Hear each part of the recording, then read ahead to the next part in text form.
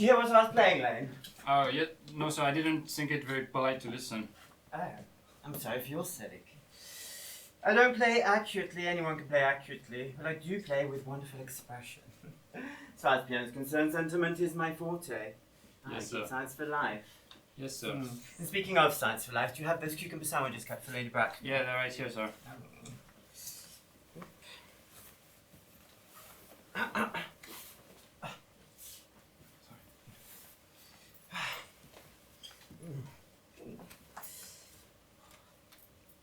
By the way, Lane, I see from your books on Thursday night, when Lord Shawman and Mr. Worthing were dining with me, 8 bottles of champagne have been entered as being consumed.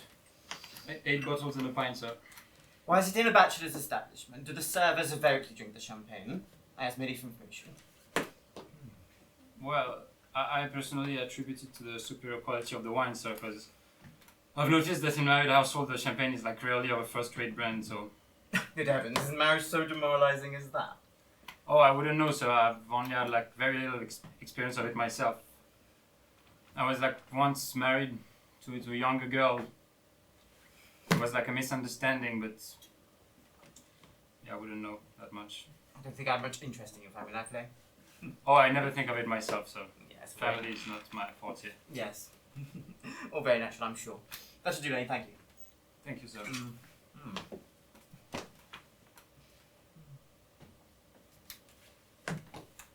Sir, Mr. Earnest Worthing has arrived as we speak.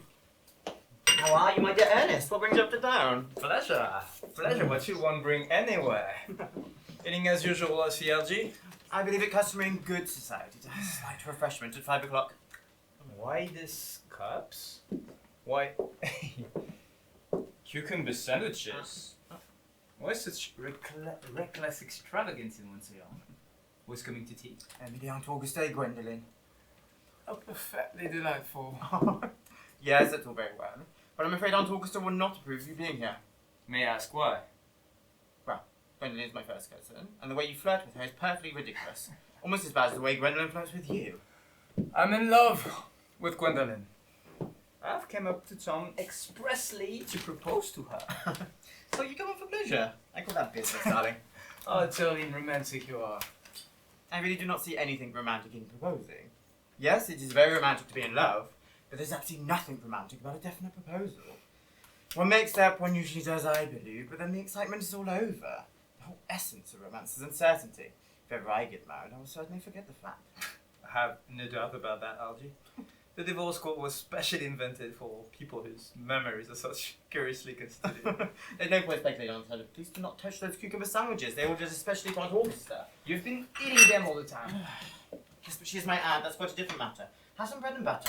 The bread and butter for Gwendolen. She's devoted to bread and butter. Then good bread and butter it is, Stu. My dear fellow, you need not eat as though you're going to eat at all. You behave as though you're married to her already. You're not married to her already, and I don't think you ever will be. Where on earth would you say that? Well, in first place, girls never marry the men they flirt with. Girls don't think right. That's nonsense. It isn't. It is a great truth. It accounts for the extraordinary number of bachelors one sees all over the place. In second place, I do not give my consent. You consent?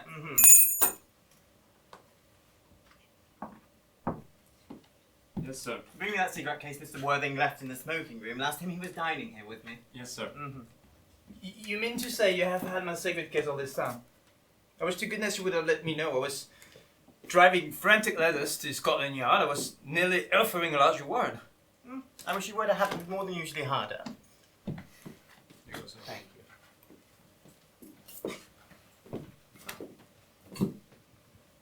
Give me back my cigarette case. Yes, but this is not your cigarette case. This is a present of someone of the name of Cecily, and you said you don't know anyone of that name. Cecily, I mean... No, I don't know anyone of the name of Cecily. I mean, what do you mean, Algie, by Cecily? It's mine, you've seen me with it 100 times. Yes, but this is not your cigarette case. Like I said, this is a present of someone of the name of Cecily, and you said that you don't know anyone of that name. And it makes no matter for now when I look on the inscription on the inside as well, that this thing does not belong to you. This belongs to someone of the name of Little Cecily. Stop with Cecily now. If you want to know, Cecily happens to be my aunt. Your aunt? Yes. Charming lady she is too. She lives up Tunbridge Wells. But why does she call you her uncle if she's your little aunt from little Aunt Cecily from Tunbridge Wells? From little Cecily with the fondest love. This is little Cecily. I mean, what on earth is there in that? Some aunts are tall, some aunts are not tall. I think this is a matter we should let the aunt be allowed to decide for themselves. You didn't think that every aunt should be exactly like you are. It's absurd. But why does she call you her uncle? From little Cecily with her fondest love to a dear Uncle Jack. Admit, there is no objection of an aunt being a small aunt, but why not, no matter what her size, will call her nephew her uncle? I can't quite make out. Besides, your name isn't Jack at all, it is Ernest. My name isn't Ernest, it's Jack. You've always told me your name is Ernest. You respond to the name of Ernest. I've introduced you to everyone as Earnest. You look as though your name is Ernest. You're the most earnest-looking person I've ever saw. It is absurd to say your name is not Ernest. It even says here on your card. Look, I have one. Mr. Ernest Worthing, B for the Albany. I keep this as evidence in case you ever try and deny that your name is not Ernest to me, to Gwendolyn, or to anyone for that matter. My name is Earnest in town and Jack in the country, and the cigarette case was given to me in the country. Yes, but that doesn't account for the fact that your little Aunt Cecily from Tunbridge Wells calls you her uncle. Now come on, dear boy, you best have it out at once. You talk as if you were a dentist. And when one isn't a dentist, it's a vulgar thing to do so. This is a false impression. Now that's exactly what dentists do. Now go on, tell me the whole thing. However, I've always suspected you of being a secret and confirmed bumberist, and now I'm quite sure of it. Bumberist? What on earth do you mean by bumberist? I reveal that incomparable expression to you as soon as you're kind enough to tell me why your name is Ernest in town and Jack in the country. Well, produce my cigarette case first. Here you are. Now produce me an explanation and praise be it improbable. There's nothing improbable about an explanation at all. It's perfectly ordinary, in fact. The late Thomas Cordier, who adopted me when I was a little boy, made me in his will the guardian of his granddaughter, Miss Cecily Cordier. Cecily, who addresses me as her uncle from a little respect that you could not possibly appreciate, lives at my place in the country under the charge of her admirable Miss Prison. And where's this place in the country, by the way? Oh, this is nothing to you, dear boy. You're not going to be invited. Okay, but where's your name Ernest in town and Jack in the country? When one is put into the position of guardian, one has to adopt a higher moral tone on all subjects. And as a higher moral tone is rarely said, you can do very much to either one's health or one's pleasure. In order to get up to town, I have always pretended to have a younger brother of the name of Earnest, who lives in Albany and gets into the most dreadful scrape. That, my dear Algie, is the whole truth, pure and simple. Dear boy, the truth is never pure and hardly simple. Modern life would be tedious if it was either. Modern literature, a complete impossibility. That wouldn't be at all a bad thing. Literal criticism is not your forte, dear boy. Don't try it. What you really are is a confirmed bumberist. Yes, I was quite sure in saying you're a bumberist. In fact, you're one of the most advanced bumberists I know. What on earth do you mean by that? Well, you've invented yourself a very useful younger brother with the name Earnest to allow you to come up to town whenever you choose. I've invented myself a very invaluable invalid of the name of Bunbury to allow me to go down to the country whenever I choose. Bunbury is completely invaluable, and if it wasn't for his extraordinarily bad health, I wouldn't be able to dine with you tonight at Willis's. I've been very occupied with Aunt Augusta for more than a week. I never asked you to dine with me anyway tonight. Yes, I know, you're very careless when it comes to giving out invitations. It's very foolish of you. Nothing annoys a person more than not receiving invitations. Ah, that must be Aunt Augusta. Only creditors and relatives ring in such a Wagnerian way. Now, dear boy, I can take her away for 10 minutes to allow you to propose to Gwendolyn. Does that mean I can dine with you tonight at Willis's? I suppose so. Yes, but you have to be serious about it. I hate people that are not serious about meals. It's very shallow of them. Yes? So Lady Bracknell and Miss Fairfax have arrived. Good afternoon. How are you, Aunt Nan? I hope that you have been behaving well. I'm feeling very well, thank you, Aunt Augusta. That's not quite the same, is it? In fact, the two things rarely go together. Dear me, you are smart. I am always smart. Am I not, Mr. Worthing? You're quite perfect, Miss Fairfax. Oh, I hope I'm not that. That will leave no room for developments. And I intend to develop in many directions. I'm sorry for our delay, Aunt Nan. I had to drop in and see Lady Farquhar. I hadn't seen her since her husband's quartet. you know, I don't think I've seen a lady quite so altered. She looks nearly 20 years younger. Oh, and now I'll have some tea and some of those delicious cucumber sandwiches you promised me. Certainly, Aunt Augusta. Gwendolyn, you'll come sit next to me. Thank you, Mama. I'm quite comfortable where I am. Good heavens, Lane. Why are there no cucumber sandwiches? I ordered them specially. Oh, well, there was no cucumber at the market, so I went down twice this morning. No cucumbers. Not even for ready money, no. Right. Really, thank you. Thank you, sir. Aunt Augusta, I'm very distressed for there not being any cucumber sandwiches. Not even for ready money. It's no bother, Algernon. I had some crumpets with Lady Farquhar, who seems to be living for pleasure as well nowadays. Yes, I've heard her hair's turning quite golden from grief. It has changed color, but for what reason I have no idea. Thank you. Oh, Algernon, I have quite the treat for you this evening. I'm going to send you down with Lady Harbury. You know, she's such a nice lady, so attentive to her husband.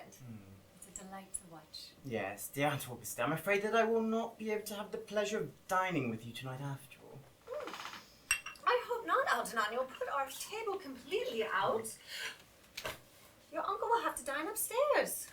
Thank goodness he's used to that. Yes, it is a bore, and I need not mention what a great disappointment it is to me. But the fact of the matter is, I've just received a telegraph to say that my dear friend Brumbury is very ill again, and they recommend that I be with him. Strange. This Mr. Bunbury seems to suffer from curiously bad health. Poor Brumbury, a dreadful invalid.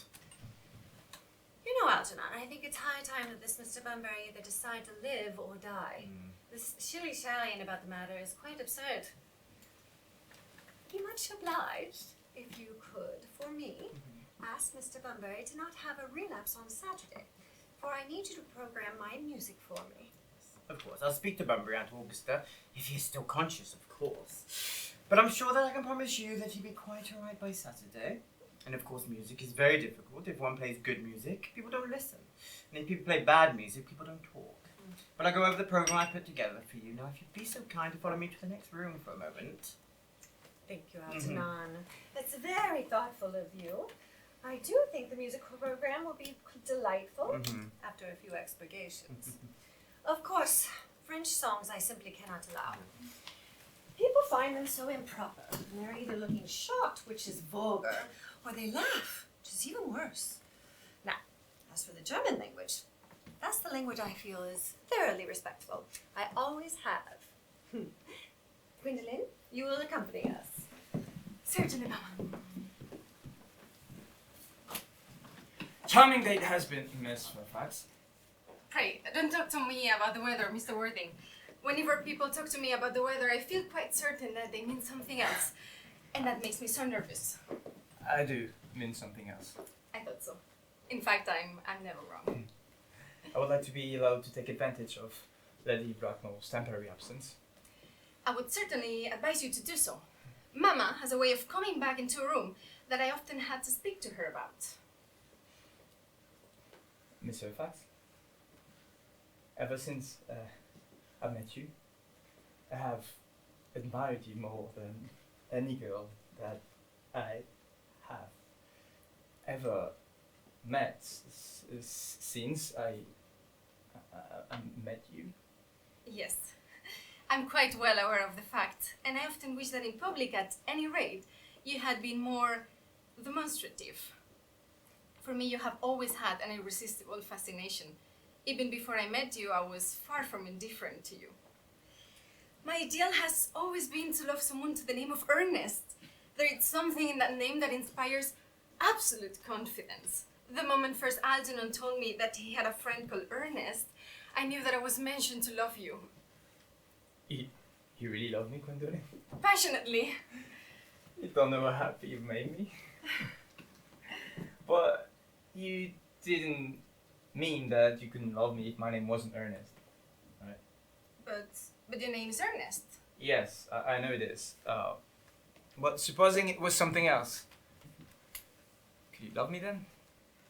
Oh, that it's clearly a metaphysical speculation. And like all metaphysical speculation, has very little reference to the actual facts of real life, as we know them. Gwendolyn, I must say that I'm not much more attached to the name of Earnest. I think it doesn't suit me at all. It suits you perfectly. It's a divine name. It produces vibration. It has music of its own. Darling, I think there are plenty of much better names. Jack, for example. Jack. Charming name.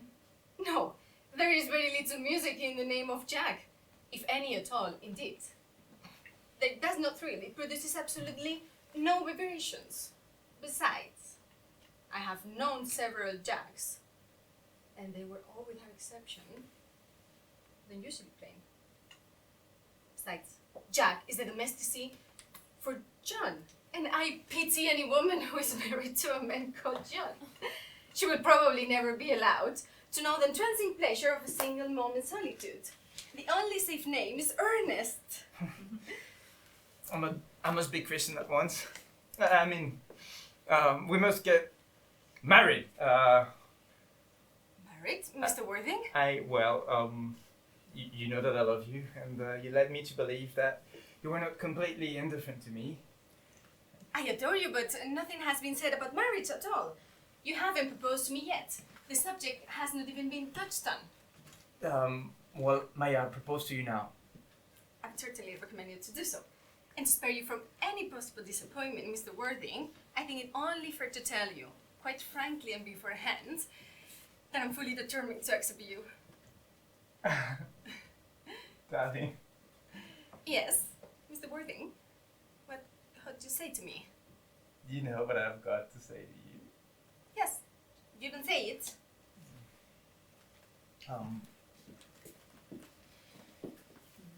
Gwendolyn, will you marry me? Of course I will, darling.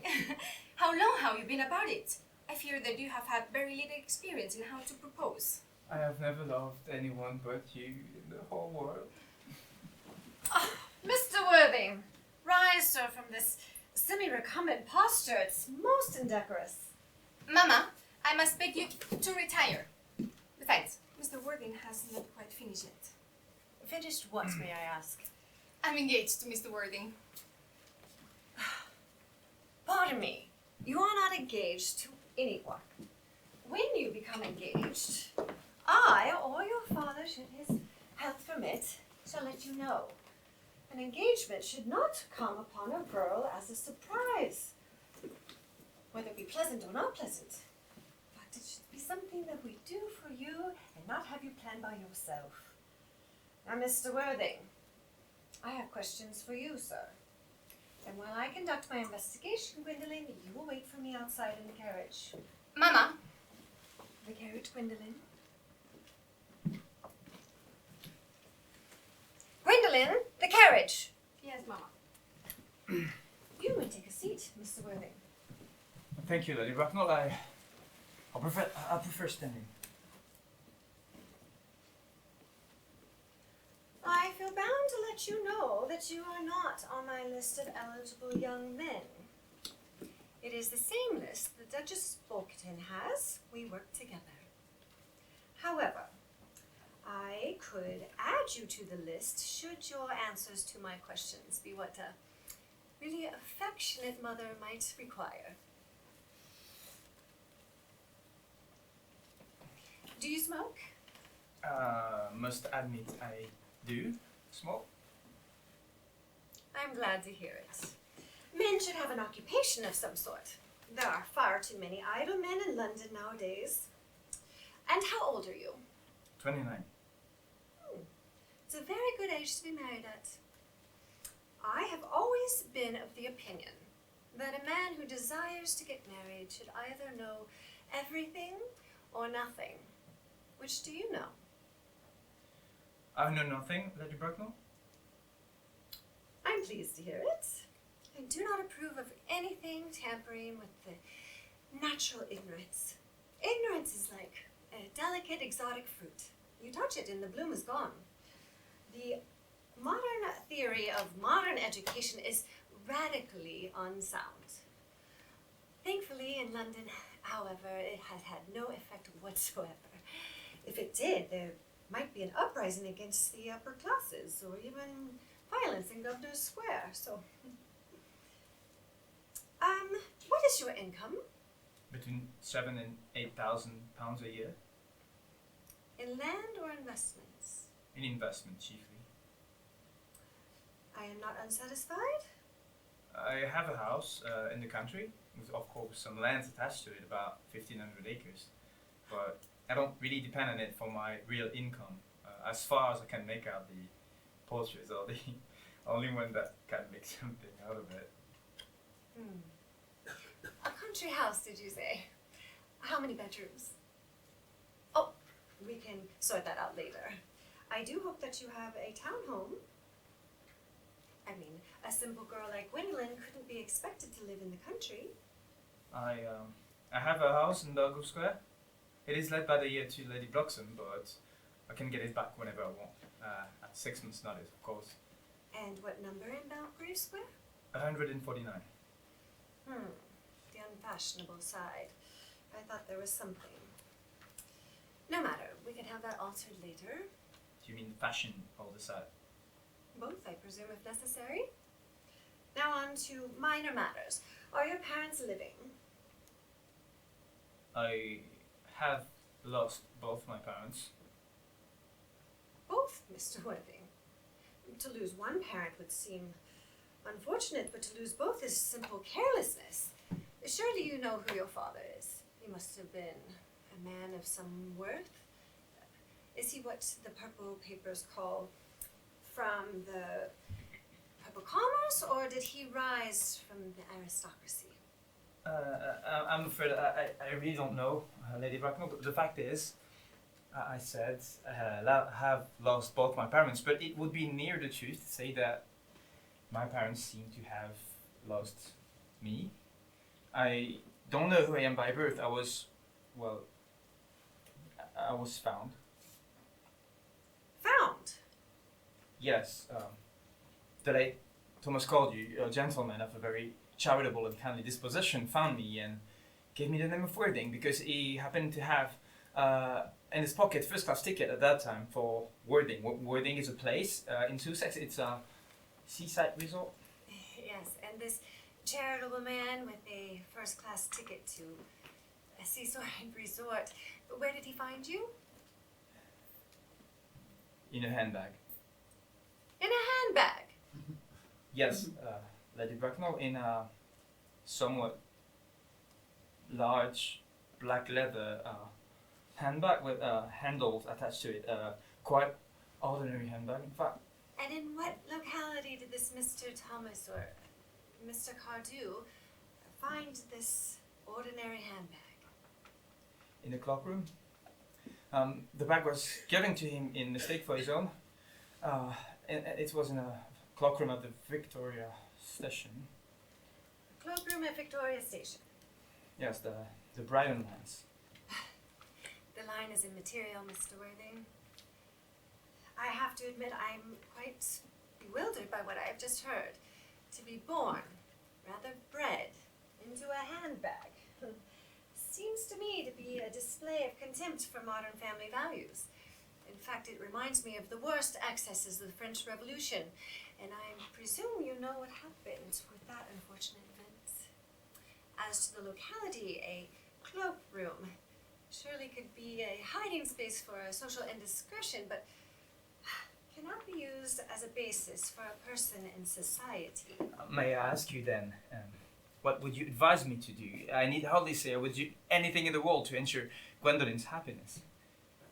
I highly recommend that you acquire some sort of relations as soon as possible and make a definite effort to produce at least one parent of either sex before the end of the season. But I don't know how I could possibly do that, Lady Bracknell.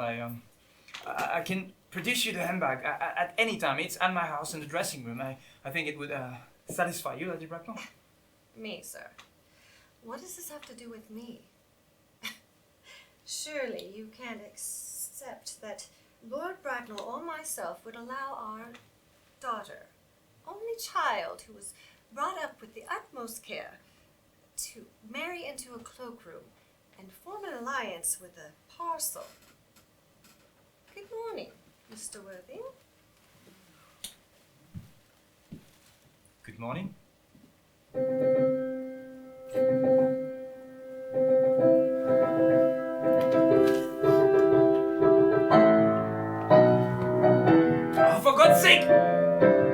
Stop playing that ghastly tune, LG!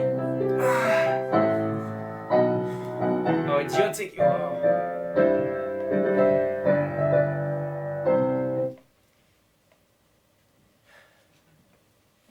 Didn't it go for right, old boy? Oh.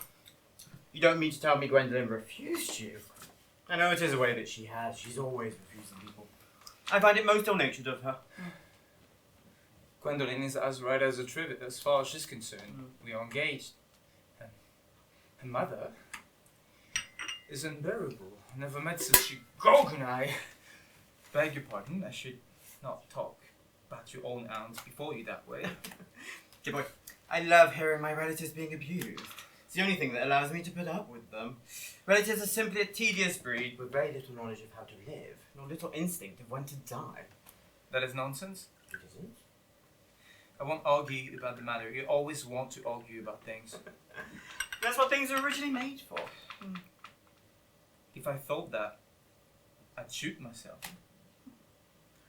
You don't think that there's any chance of Gwendolyn becoming like a mother in about 150 years, do you, LG? All women become like their mothers, that is their tragedy. No man does. That is his. It is nonsense. It isn't. By the way, did you tell Gwendolyn the truth about you being Earnest in town and Jack in the country? The truth is not quite the thought of thing one say to a nice, refined lady. What extraordinary ideas you have about how to behave to a woman. The only way to behave to a woman is make love to her if she is pretty, and someone else if she is plain. That is nonsense. It isn't. By the way, what about your younger brother? What about the profligate Earnest? I will get rid of him at the end of the week. Oh. I'll say he died in Paris. No, dear boy. If we're going to get a good table at Willis's, we should go get dressed. Do you know if it's nearly 7? It always is nearly 7. But I'm hungry. I never knew you when you want. Then what should we do after dinner? Go to the theatre? Ah, no, I love listening. Then what should we do? Nothing. Excuse me, sir. Miss Fairfax has arrived. Gwendolyn! Upon my word. Algie, kindly turn your back around. Something very important to say to Mr. Worthing. Gwendolyn, I don't think I can allow this at all. Algie, you always adopt quite a strictly moral attitude towards life. You are not so old enough to do it. Ernest, we may never be married.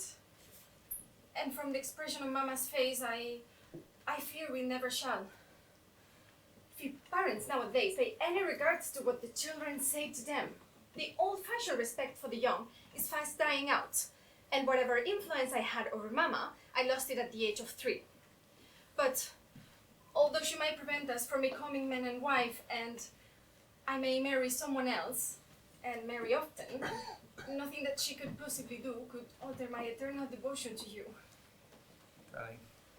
The story of your romantic origins, as related to be my mama, with unpleasant comments, have naturally stirred the deeper fibers of my nature. Your Christian name has an irresistible fascination, and the simplicity of your character makes you exquisitely incomprehensible to me. Your town address at the Albany I have, but what is your address in the country? The Manor House, Wilton, Fifthshire. Is there a good postal service, I suppose? May be necessary to do something desperate. But that, of course, will require serious consideration. I will communicate with you daily. Until when do you remain in town? Till Monday. Good. Algie, you may now turn around. Thank you, but I've already turned around. You may also ring the bell. Sure. You will let me see you to your carriage, my darling. Certainly.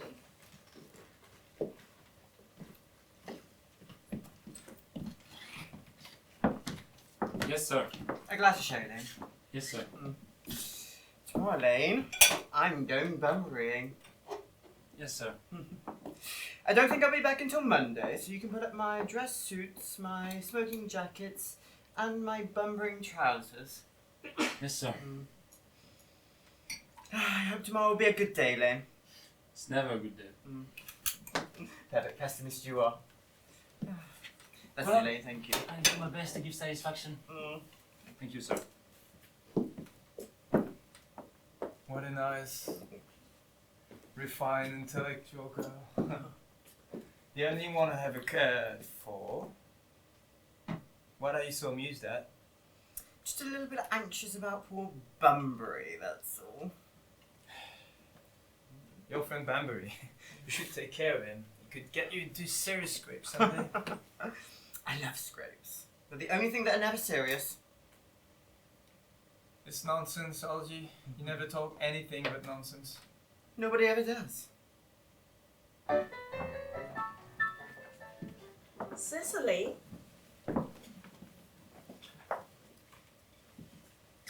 Surely such a utilitarian occupation as watering of flowers is rather Moulton's duty than yours.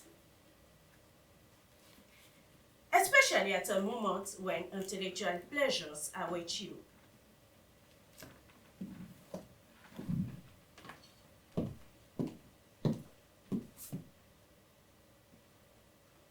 Your German grammar is unlettable.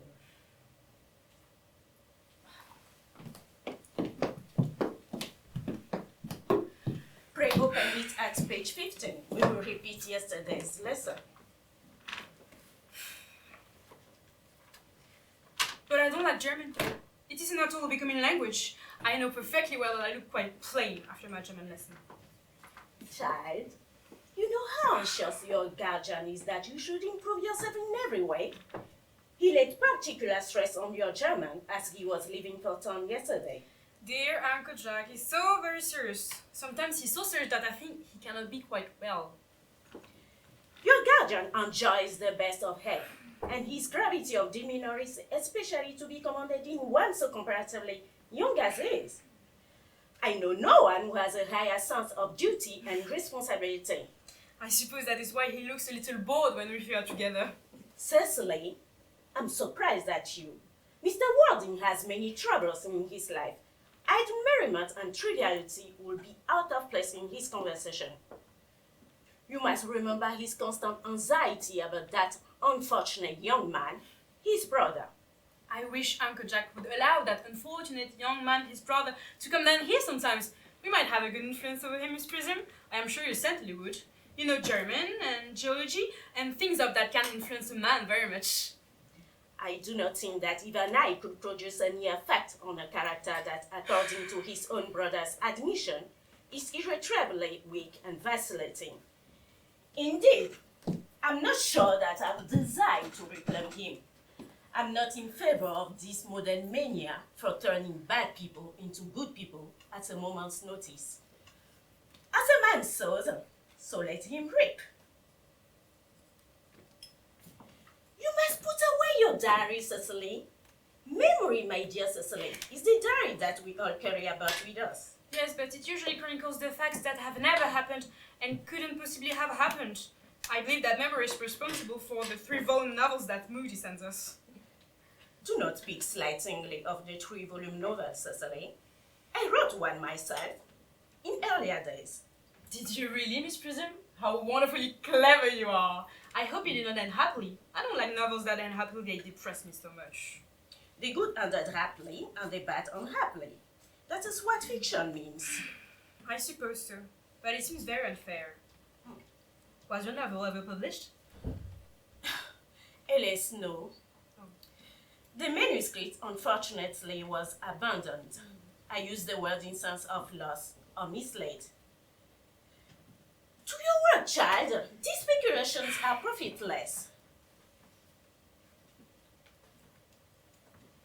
But I see dear Dr. Chasuble coming up to the garden. Dr. Chasuble, this is indeed a pleasure. And how are we this morning? Miss Prism, you are, I trust, well? Miss Prism has just been complaining of a slight headache. I think it would do us so much good to have a short throw with you in the park, Dr. Chasuble. Cecily, I haven't mentioned anything about a headache. No, I know that, Miss Prism, but I felt instinctively that you had a headache. In fact, I was thinking about that and not about my German lesson when the rector came in. Cecily, I hope you are not inattentive. Oh, I'm afraid I am. That is strange. Were I fortunate enough to be Miss Prism's pupil, I would hang up on her lips. I spoke metaphorically. My metaphor is drawn from bees. Mr. Worthing has not returned from town yet. We do not expect him till Monday afternoon. Ah yes, he usually likes to spend his Sunday in London. He's not one of those who so lame his enjoyment, as by all accounts that unfortunate young man his brother seems to be. But I must not disturb Egeria and her pupil any longer. Classical allusion nearly drawn from pagan authors. I shall see you both, no doubt, at evening song. I think, dear doctor, I will have a stroll with you. I find I have a headache after all, and a walk might do it good. With pleasure, Miss Prism, with pleasure. That would be delightful. Cecily, you will read your political economy in my absence. The chapter on the fall of the rupee you may omit. It is somewhat too sensational. Even these metallic problems have their melodramatic side.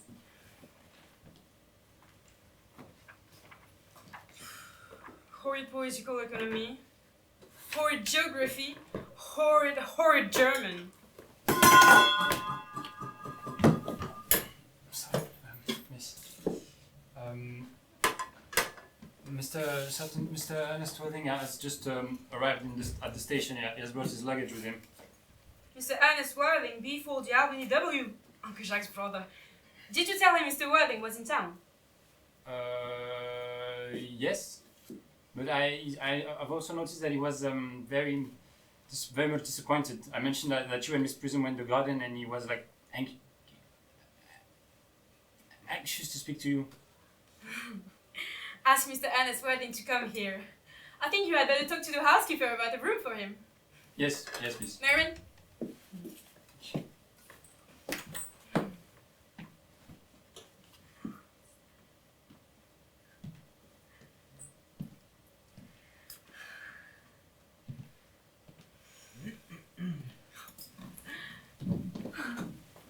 You are my little cousin Cecily, I'm sure. You are under some strange mistake. I am not little.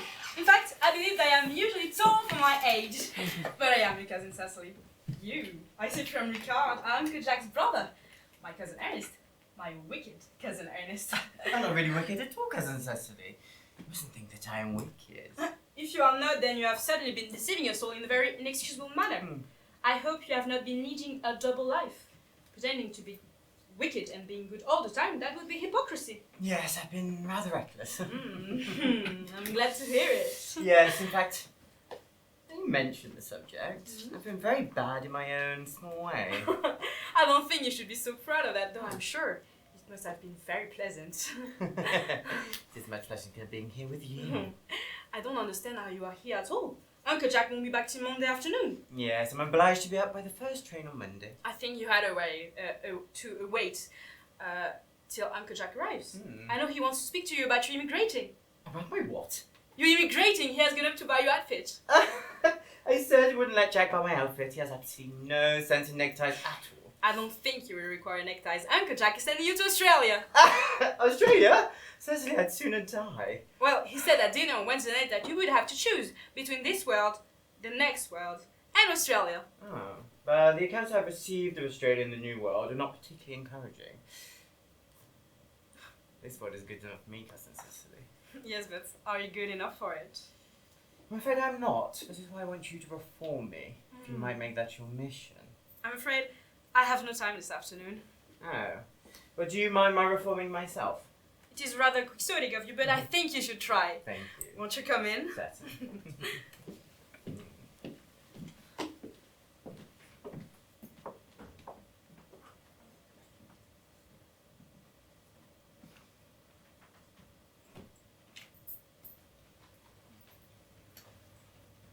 You are too much alone, dear Dr. Chasuble.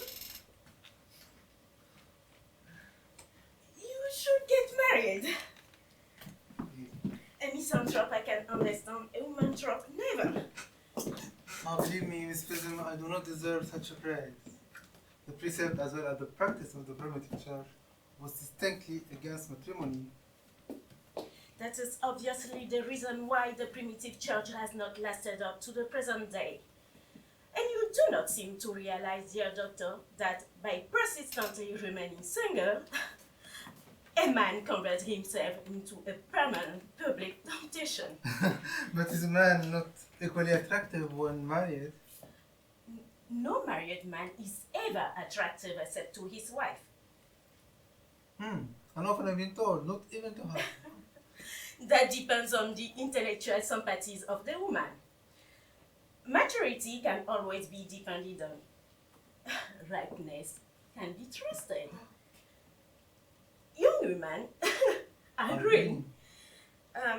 I spoke horticulturally. My metaphor was run from fruit. But where is Cecily? Perhaps she followed us to the schools.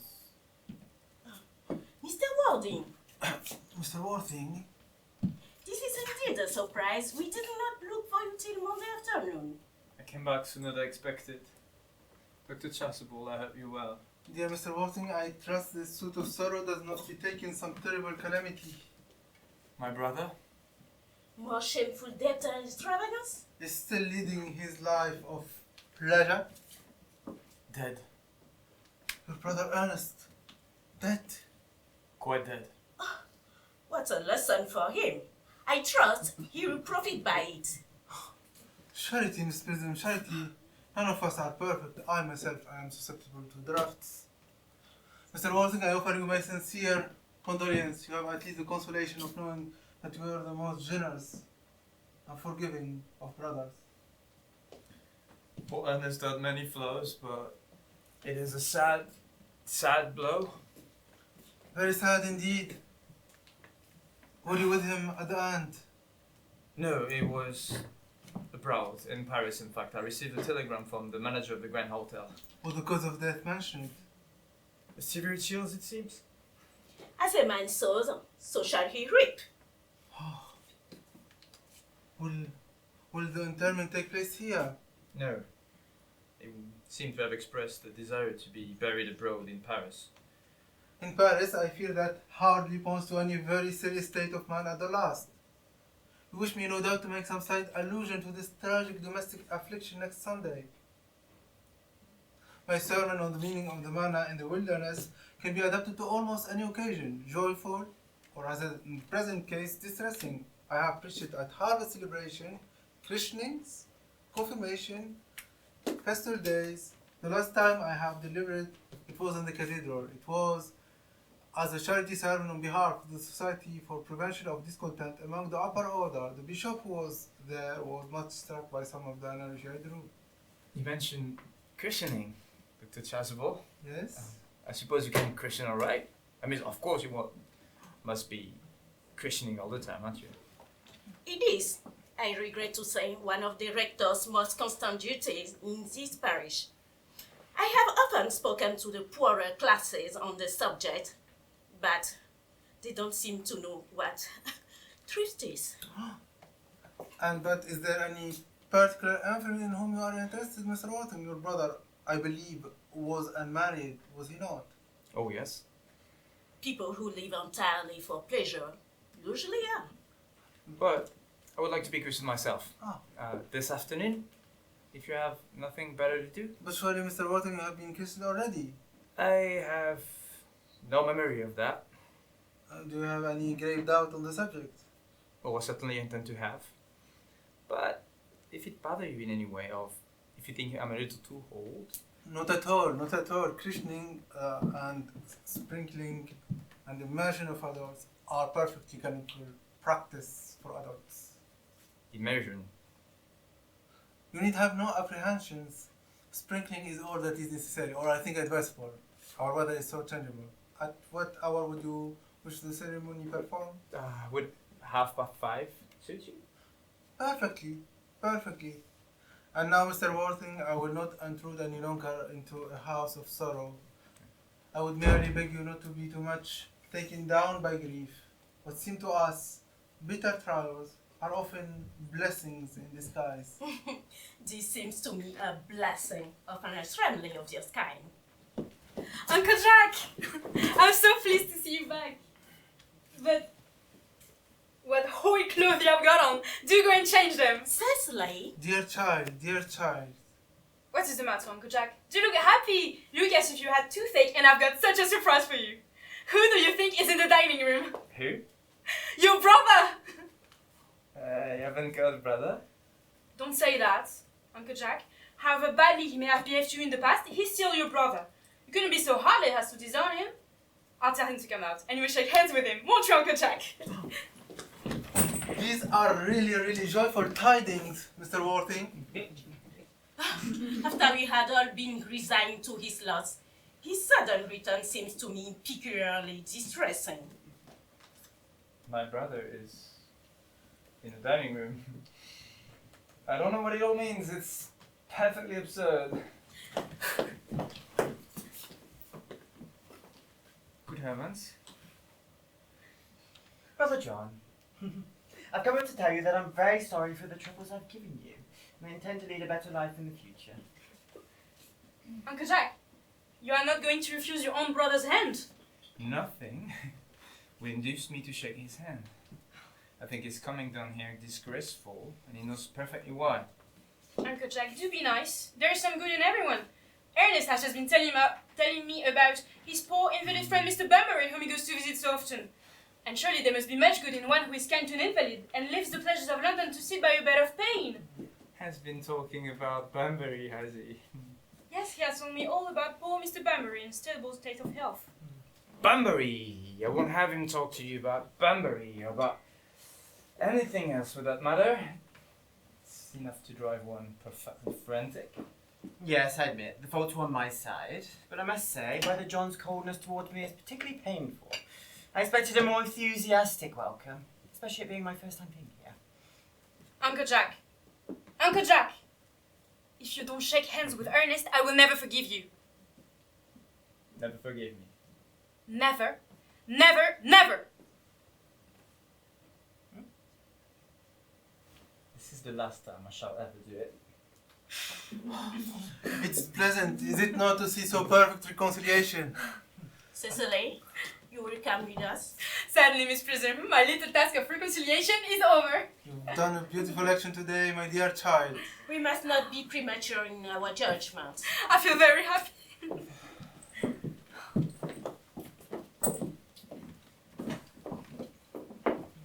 You young scoundrel.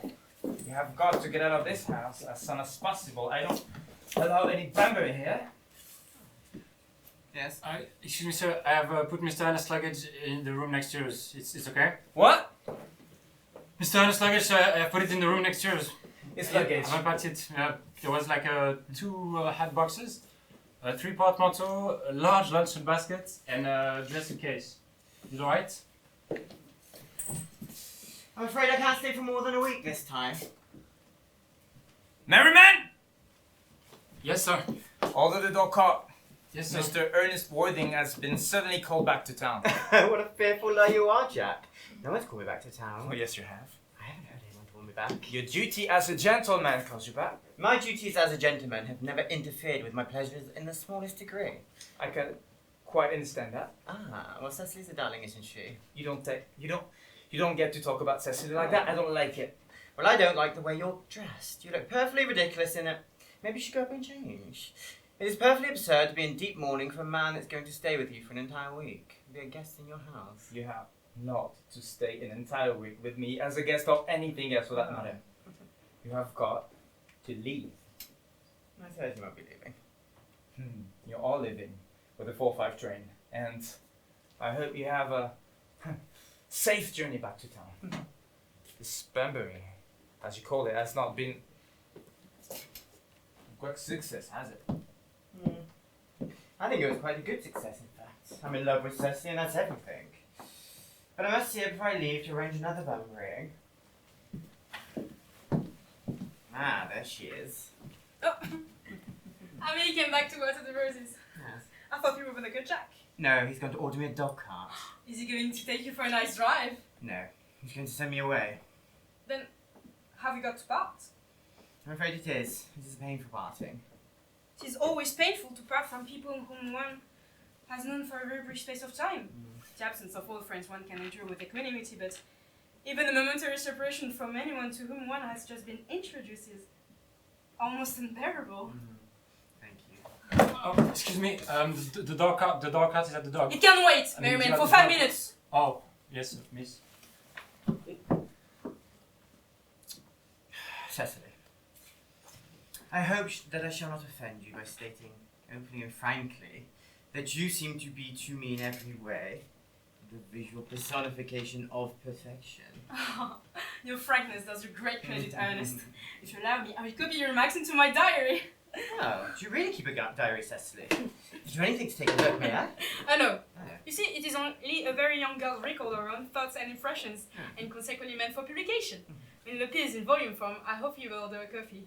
But pray, Ernest, do continue. I delight in taking down from dictation. The dog cart. Tell it to come out next week at the same hour! Uncle Jack will be very much annoyed if he knew you were staying on till next week at the same hour. I don't care about Jack. I don't care for anyone in the world but you, Cecily. I love you. You will marry me, won't you?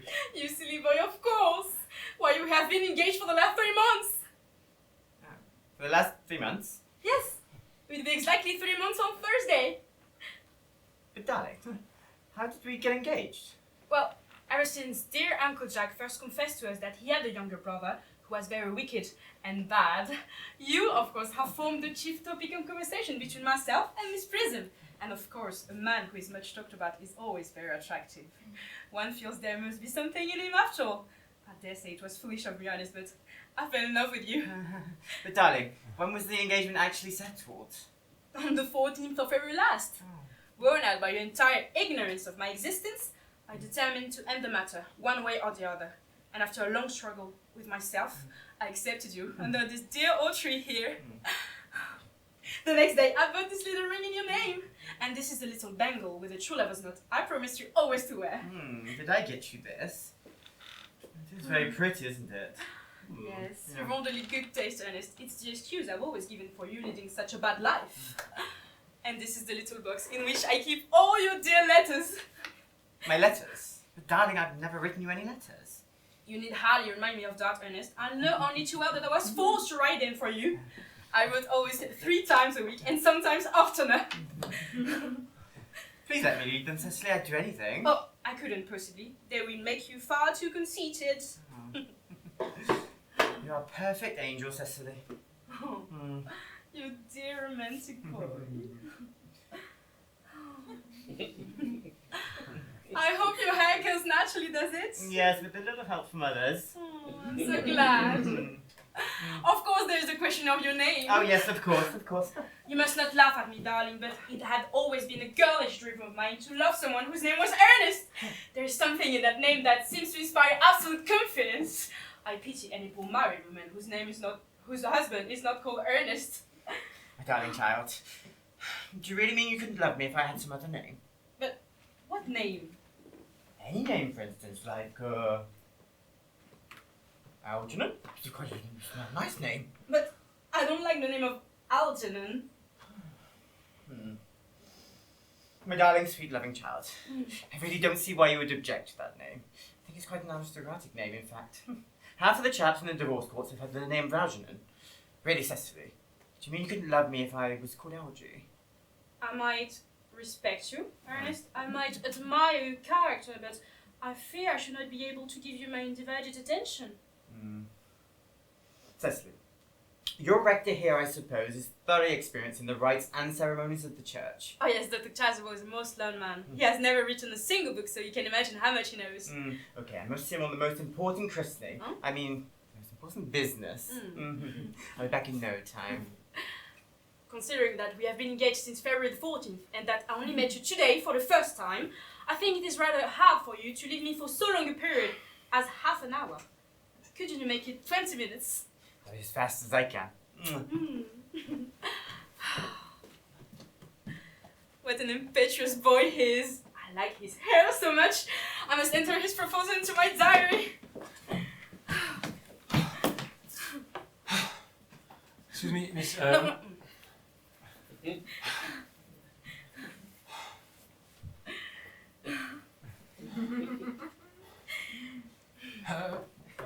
Mr. Fairfax has just called to see Mr. Earnest Worthing on very important business.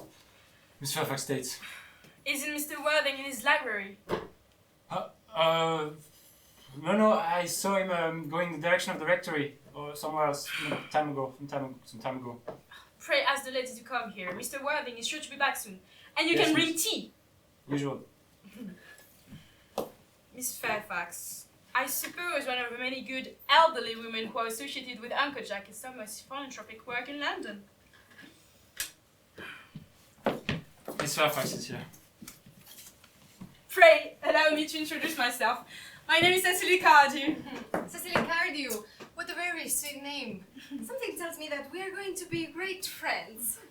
I like you more than I can already say. My first impressions of people are never wrong. How nice of you to like me so much after we have known each other such a comparatively short time. Pray sit down. I may call you Cecily, may I not? With pleasure. And you will always call me Gwendoline, won't you? If you wish. Then it's all quite settled, is it not? I hope so. You are here on a short visit, I suppose.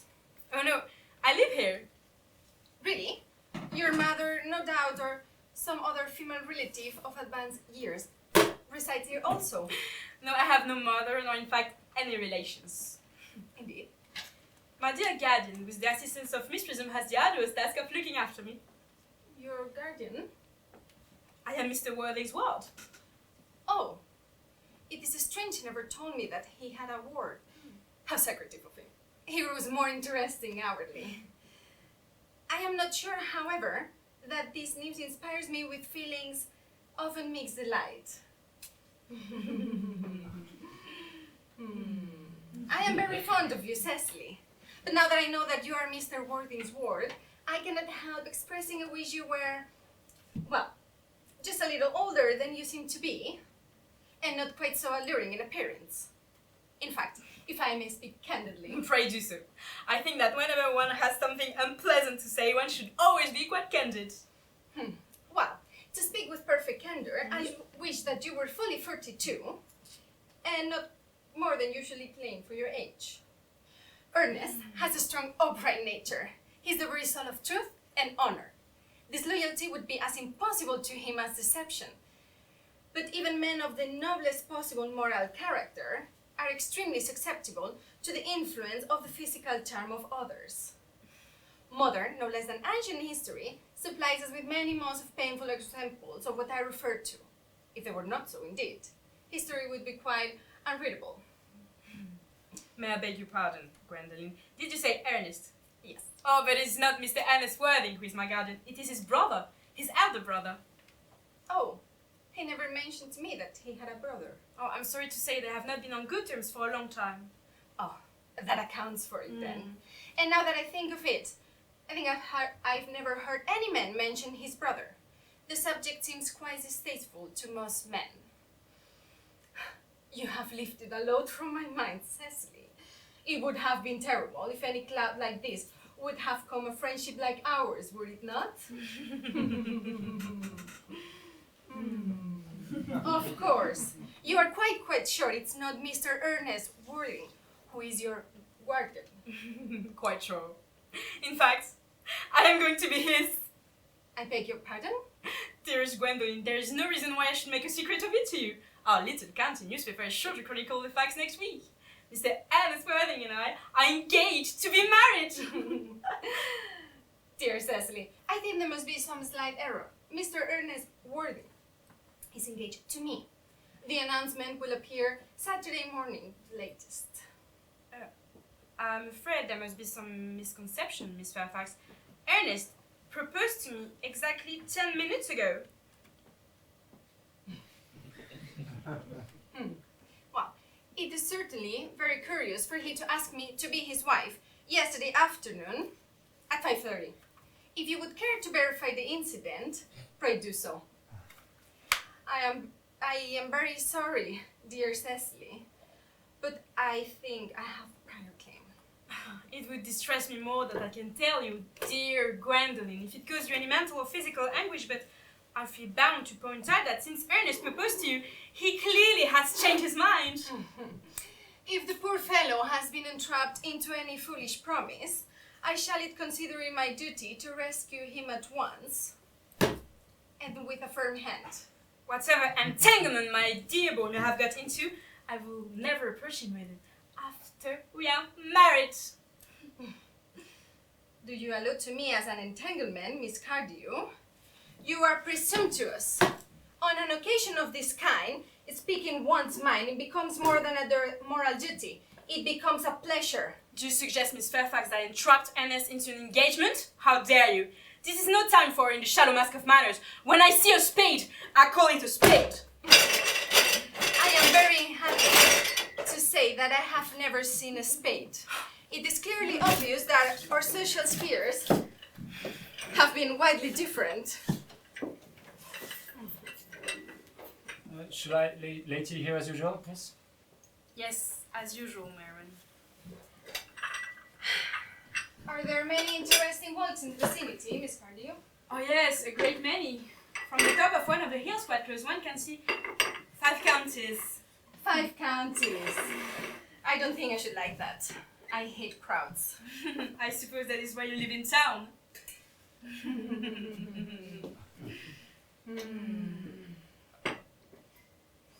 Quite a well-kept garden this is, Miss Cardew.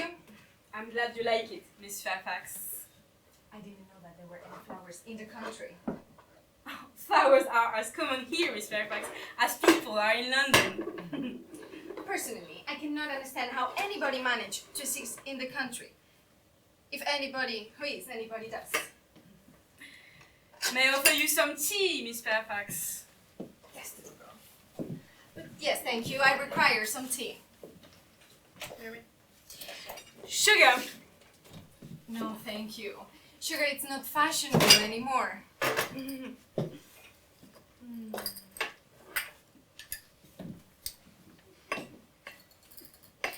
Cake or bread and butter? Bread and butter, please. Cake is rarely seen at the best houses nowadays.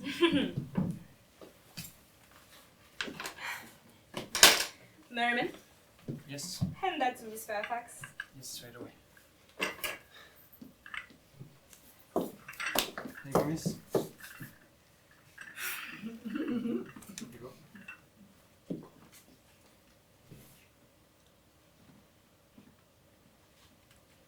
You have leave my tea with lumps of sugar. And though I most distinctively asked for bread and butter, you have given me cake. I am known for the gentleness of my disposition and the extraordinary sweetness of my nature. But I must warn you, Miss Cardew, you may go on too far. To save my poor innocent trusting boy for the machinations of any other girl, there are no length to which I will not go. From the moment I saw you, I distrusted you. I thought that you were false and deceitful. I am never deceived in such matters. My first impressions of people are invariably right. It seems to me, Miss Fairfax, that I'm trespassing on your valuable time. No doubt you have many other calls of a similar character to make in the neighborhood. Gwendolyn. Ernest! A moment. May I ask you if you're engaged to be married to that young lady? To the little Cecily. Of course not. What about you this idea in your pretty little head? Thank you. You may. I knew there must be some misunderstanding, Miss Fairfax. The gentleman whose arm round your waist at the present is my guardian, Mr. John Worthing. John?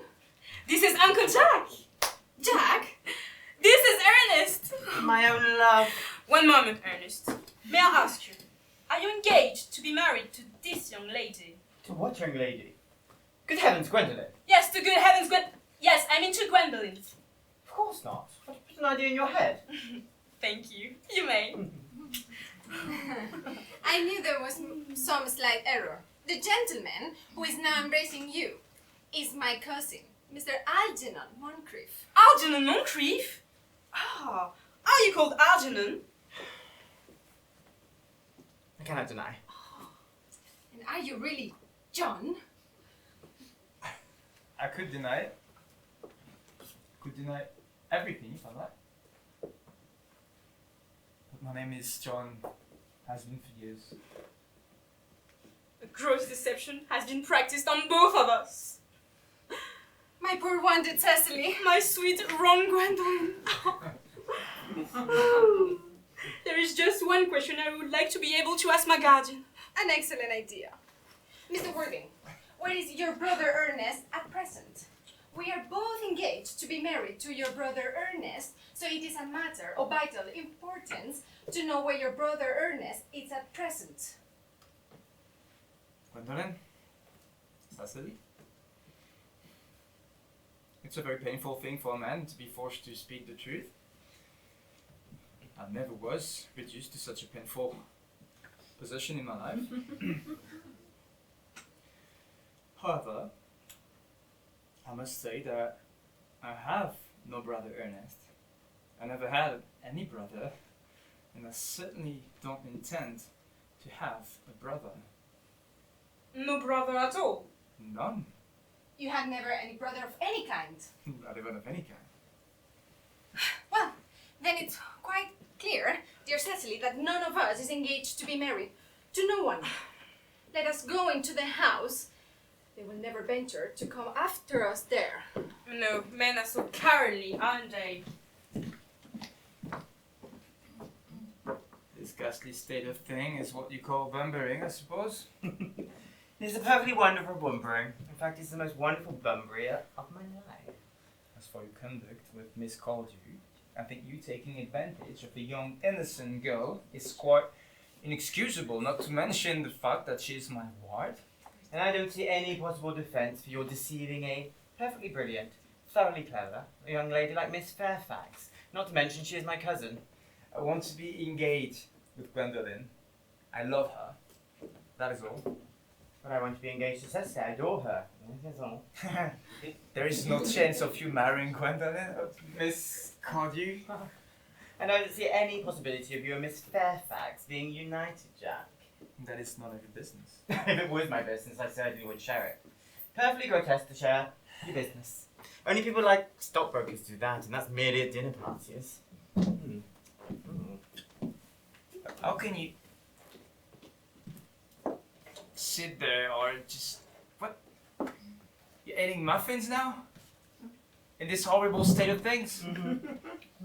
I think you're perfectly heartless. I wish to goodness you would go. You can't expect me to go without any dinner.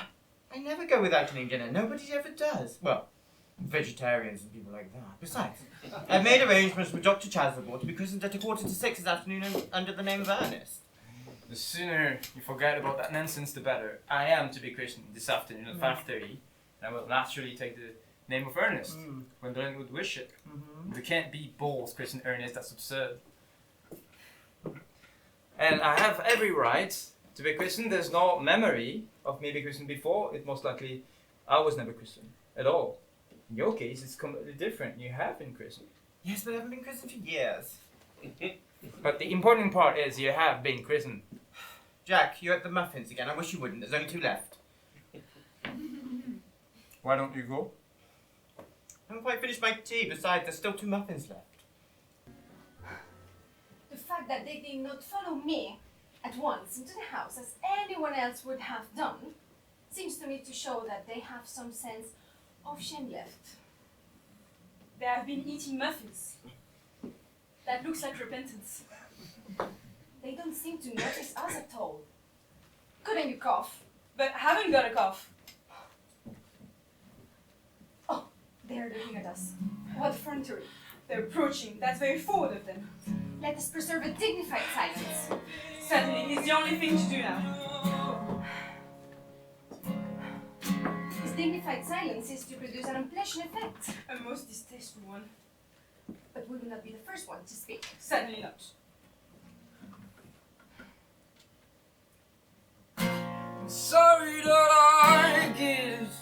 Mr. Worthing, there's something very particular that I would like to be permitted to ask you. Gwendolyn, your common sense is invaluable. Mr. Moncrief, Yes. can you answer me the following question? Why did you pretend to be my guardian's brother? In order that I might have the opportunity in being with you. That seems a satisfactory explanation, does it not? Yes, dear. If you can believe him. I don't, but that does not affect the wonderful beauty of his answer. Then you think we should forgive them? Yes. I mean, no. True. their principles stake that one cannot surrender. But each of us should tell them the task is not a pleasant one. Could we not both speak at the same time? An admirable idea. Your Christian names are still an insuperable barrier. That it's all. What do you mean our Christian, Christian names? name? We're going to get christened this afternoon. Yeah. Oh, darling. Yes. Gwendolyn! What does this mean? Lady Bracknell. Well, merely that I'm engaged to Mr. Worthing, Mama. Sit down. Sit down immediately. Any hesitation is a sign of mental decay in the young and physical weakness in the old. Apprised, sir, of my daughter's sudden flight by her maid, whose confidence I purchased with a small coin, I followed immediately by luggage train. Her unhappy father, I am happy to say, is under the influence that she is attending a rather lengthy lecture of the University Extension Scheme on the influence of a permanent income on thought. I do not propose to undeceive him. In fact, I will never undeceive him on any questions. Of course, you will understand that you are to cease all communications with my daughter from this point. On that point, as well as all points, I am firm. I am engaged to be married to Gwendolyn. You are nothing of the kind, sir. Algernon. Algernon. Mr. Worthing, who is this young person who my nephew is holding hands with so unnecessarily? That lady is Miss Cordew, my ward. I'm engaged to be married to Sister Sister. Pardon me. Mr. Moncrief and I are engaged to be married, Lady Bracknell. I do not know if there's something peculiarly exciting in the air of this part of Hertfordshire, but it seems to me that the number of engagements that are happening are far above what the statistics have been laid down for our guidance. Whew. I do not think an investigation on my part would be out of the question. Mr. Worthing, is Miss Cardew of any relation to any of the larger railway stations of London? I merely asked for information. It wasn't until yesterday that I found out any family or person was terminus was origins. Miss Cecily Cardew is the granddaughter of Thomas Cardew of 149 Belgrave Square, Jervis Park, Dorking, Walton, Surrey, Flipshire. 3 addresses? That does inspire confidence even in tradespeople. Extremely kind of you, Lady Bracknell. I also have in my possession, you will be pleased to hear, a certificate of Miss Cordew's birth, baptism, whooping cough, vaccination, registration, confirmation, and the measles, both the German and the English variety. I see. A life crowded with incident. But perhaps too much excitement for a young lady. I do not approve of premarital experiences. Come, Gwendolyn, our time for departure is nearing. We don't have a moment to lose. Mr. Worthing, as a matter of form, is Miss Cardew of any little fortune? About £130,000 in funds. Goodbye, Lady Bracknell. So pleased to have seen you. Excuse me. A moment of your time. £130,000. And then the funds. Well, Miss Cardew seems very attractive now that I can see her. Few girls have qualities that will last and improve with time. Come here, dear child. Yes. Miss Cardew is rather attractive, although your dress is sadly simple, and your hair exactly as nature would have it. But no worries, we can alter that. A thoroughly experienced French maid can do wonders in a small amount of time. Come here, lady. Spin round. No, it's the profile. Yes. Ah, your profile has distinct social possibilities. The chin a little higher? Yes. Style is mainly dictated by how the chin is worn. And right now it's worn quite high. Algernon! Yes, Aunt Augusta. Miss Cardew has distinct social possibilities in her profile. Cecily's the prettiest, dearest, sweetest girl in the whole world. I don't care tuppence about social possibilities. Don't speak negatively about social. Only people who can't get in do that. Now, Miss Cardew, you understand that Algernon has nothing but his debts to rely upon. But I don't believe in mercenary marriages. I had nothing before I married Lord Bracknell, but I wouldn't dream of letting that get in my way. So, I suppose I will consent to this marriage. Thank you, Aunt Augusta. Thank you, Lady Bracknell. You may kiss me, Cecily. And you must call me Aunt Augusta from now on. Thank you, Aunt Augusta. Thank you, Aunt Augusta. I do hope that the marriage will occur quite soon. Thank you, Aunt Augusta. I do not believe in long engagements. They give couples too much time to find out each other's characteristics, which is never advisable. I beg your pardon, Lady Bracknell, for interrupting you, but this engagement is quite out of the question. I am Miss Cecily Cardew's guardian, and she cannot marry without my consent until she becomes of age. Consent I absolutely decline to give. On what grounds? Algernon is extensively, if not ostentatiously, eligible young man. He has nothing, but he looks everything, and what more is there to desire? It pains me very much to have to speak frankly to you, Lady Bracknell, but the fact is that I do not approve of his moral character. I suspecting of being untruthful. Untruthful? My nephew? It's impossible. He's an Oxonian. I fear there can be no doubt about the matter. Yesterday afternoon, while I was in London for an important question of romance, he obtained admission to my house under the false pretense of being my brother.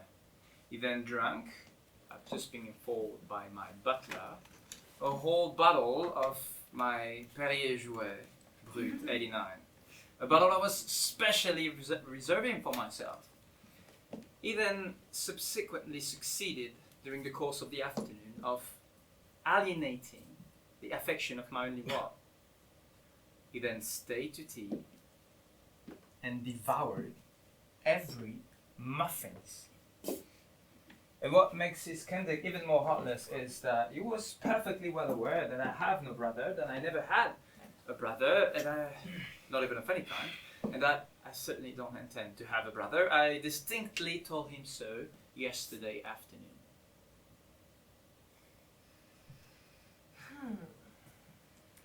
After careful consideration, Mr. Worthing, I have decided to completely overlook my nephew's conduct to you. Extremely kind of you, Lady Bracknell. My decision, however, is inalterable. I decline to give my consent. Come here, dear child. How old are you? Well, I am only 18, but I always admit to 20 when I go to evening parties. 18 and lean to 20. How perfectly right of you. No woman should ever admit to her true age. That would be calculating. So if you're almost 20, it seems that you're almost out of tutelage, which means your guardian's approval is really not very important. Now, pray excuse me, Lady Bracknell, for interrupting you again, but I have to say that according to her grandfather's will, she's not to become of age between she's 35. That does not seem like such a grave objection. 35 is a very attractive age. London is full of women of the highest birth that admit of their own free will of being 35. In fact, I can think of Lady Dumbleton. She's been 35 ever since she was 40. And that was many years ago. Cecily here will be even more attractive at that age than she is now. And there will be an accumulation of property by then. Algie, could you wait for me till I was 35? Of course I could, Cecily. How you know I could? I know that. I felt it instinctively, but I couldn't wait all that time. I hate waiting even 5 minutes for anybody. It makes me rather cross. I'm not punctual myself, I know, but I do like punctuality in others. And waiting, even to be married, is quite out of the question. Then what is there to be done, Cecily? I don't know, Mr. Moncrief. Mr. Worthing, it seems that Miss Cardew has stated quite positively that she cannot wait until she is 35. A statement which I have to say makes her look a little impatient. But all the same, I hope that you would reconsider your decision.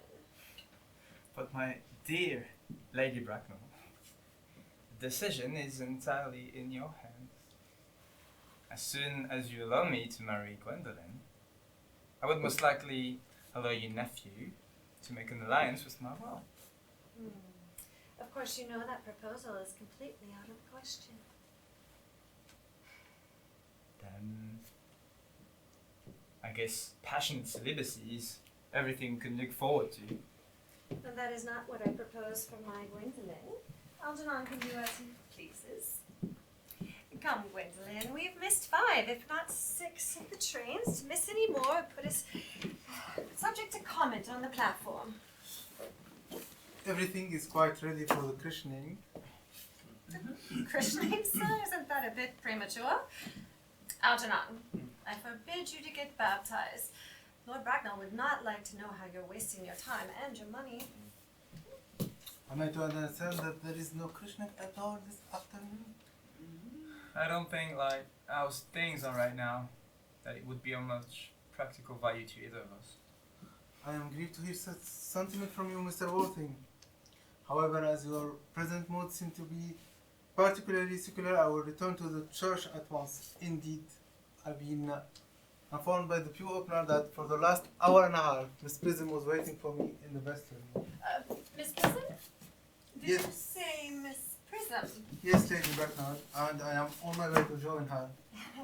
A moment of your time, Mr. Chasuble, for this will prove to be of vital importance to Lord Bracknell and myself. Is this Miss Prism a woman of repellent nature and perhaps somehow connected to education?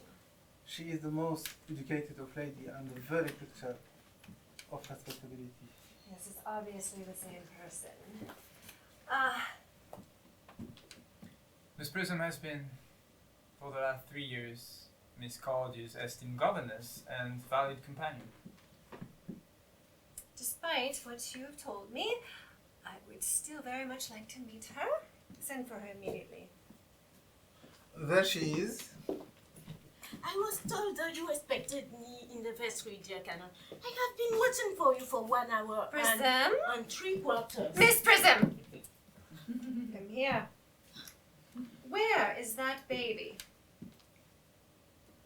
24 years ago, you left Lord Bracknell's house at 104 Grosvenor Square in charge of a preambulator and a baby of the male sex.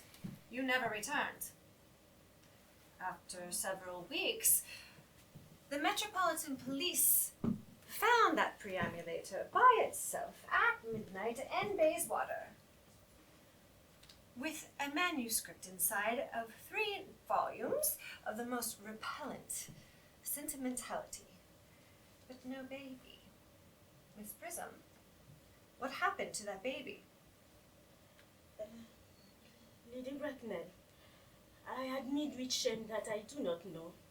I only wish I did. The plain facts of the case are these. On the morning of the day you mentioned, a day that is forever branded on my memory, I prepared as usual to take the baby out in its preambulator. I had also with me a somewhat old but capacious handbag, in which I had intended to place the manuscript of a work of fiction I had written during my few unoccupied hours.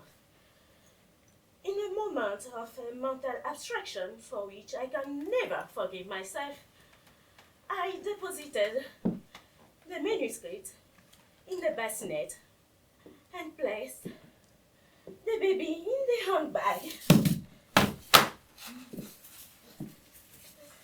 Where did you deposit the handbag? Do not ask me, Mr. Worthing. Prism. This is of the most great importance to me. Where did you deposit the handbag containing that infant? I left it in the cloakroom of one of the larger railway stations in London. What railway station? Victoria, the Brighton line. I need to retire. A moment. My room, Gwendolyn? Wait for me. If you are not too long, I will wait for you all my life.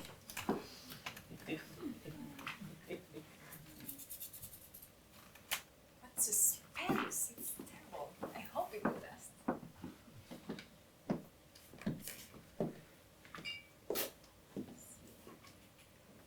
Is this the handbag that you lost? Examine it very carefully. The happiness of more than one person depends on it. It seems to be mine. Yes. Here is the injury it received through the upsetting of a Gower Street omnibus in younger and happier days. The bag is undoubtedly mine. I'm delighted to have it so unexpectedly restored to me. More has been restored to you, Miss Prism, that your handbag. I was the baby in it. You? Yes. Here is the lady who can tell you who you really are. Lady Bracknell? May you kindly inform me who I am? I'm afraid that the news I have to give to you is not altogether pleasing. You are the son of my poor sister, Mrs. Moncrief, which consequently means that you are the elder brother of Algernon. LG's older brother? I have a brother after all. Always knew I had a brother. Cecily, how could you doubt that I had a brother? I mean, Cecily, why in it's my brother. Miss Prism, my brother. Dr. Chasuble, my unfortunate brother. Lady Bracknell? Can I ask you what's my Christian name? Being the eldest son, of course, you were naturally baptized after your father. Yes, and my father's Christian name is? The general's was called... Earnest. I knew there was a reason I disliked that name. Ernest! My own Ernest! I feel from the first moment that you could have no other name. Taliga, it's a terrible thing for a man to realize that all this life he has been speaking nothing but the truth. Can you forgive me? Of course I can, and now that I feel that you're about to change. I realize for the first time in my life the importance of being earnest. Brother!